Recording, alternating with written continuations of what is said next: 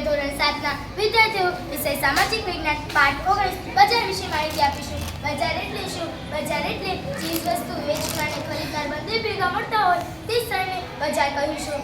બજારના મુખ્ય 5 પ્રકાર છે, તેમાં અમે મોહલ્લા બજાર વિશે માહિતી આપીશું. આપણે આપણા રોજિંદા ઉપયોગની વસ્તુ આસપાસની દુકાનોમાંથી ખરીદીએ છીએ. જેમ કે ડેરીમાંથી દૂધ, દહીં, છાશ, કરિયાણાની દુકાનથી તેલ, મસાલા અને ગૃહ વપરાશની વસ્તુ ખરીદી શકીએ છીએ.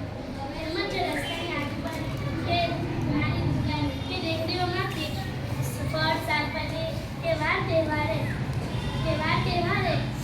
પતંગ, રમકડા વગેરે વસ્તુ ખરીદીએ છીએ. આપણા જરૂરિયાતના સમયે દિવસ દરમિયાન વસ્તુ ખરીદી શકીએ છીએ. આ દુકાનો આપણા ઘરની આજુબાજુમાં જ હોય છે. આ દુકાનદાર તેમના નિયમિત ગ્રાહકને ઉધારથી પણ વેચાણ કરે છે. આ છે મોહલ્લા બજાર. સાપ્તાહિક બજાર. હવે અમે તમને સાપ્તાહિક બજાર વિશે માહિતી આપીશું. સાપ્તાહિક બજાર એટલે કે વિશિષ્ટ દિવસે ભરાય છે, તેથી તેને સાપ્તાહિક બજાર કહે છે. ઘણા સામગ્રીને હાથ કરવામાં આવે છે. વેપારીઓને દુકાનનું ભાડું, વીજળી, વેરો, કર્મચારી પગાર વગેરે ખર્ચ થતો ન હોવાથી તેની ચીજ વસ્તુ સસ્તા ભાવે વેચી શકે છે. ઉદાહરણ તરીકે શનિવારે આ બજાર ભરાતી હોય તો શનિવારી બજાર. વેપારીઓ દિવસ દરમિયાન તેની વેચાણની ચીજ વસ્તુઓ લાવે છે અને સાંજ સુધીમાં દુકાન સંકેલીને જતા રહે છે. બીજા દિવસે કોઈ બીજી જગ્યાએ જઈને ત્યાં લગાવી દે છે. જરૂરિયાતની ઘણી વસ્તુ એક જ જગ્યાએથી મળી રહે છે. દેશભરમાં આવા હજારો બજાર લાગે છે, જેમાં લોકો પોતાની ચીજ વસ્તુઓ ખરીદે છે. નાના નાના વેપારીઓ તેમજ કારીગરોને રોજ ભરવી રહે છે. અમારી ત્યાં રવિવારી બજાર ભરાય છે. આ છે રવિવારી બજાર.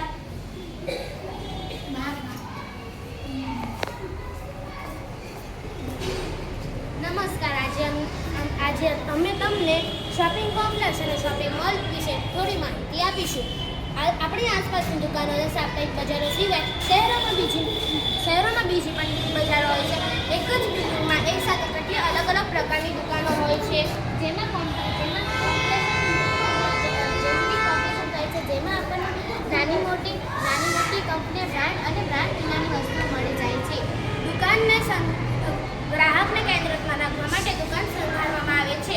વિવિધ બ્રાન્ડની અનેક વસ્તુઓ એકસાથે વેચાતી હોય છે, જેથી ગ્રાહકને પસંદગીની તક રહે છે. એસી મોલમાં ગ્રાહક પોતાનો પૂરતો સમય આપીને વિશેષ છૂટ મળતી હોય તેવી વસ્તુઓ ખરીદી શકે છે. ગ્રાહકને વસ્તુની છાપેલ કિંમત પર વિશેષ ડિસ્કાઉન્ટ રાખવામાં આવે છે. આ છે શોપિંગ મોલ. આ છે નિયંત્રિત બજાર. કૃષિની સફળતામાં સારું ઉત્પાદન મેળવવા ઉપરાંત સારી બજાર વ્યવસ્થા પણ એટલી જરૂરી છે.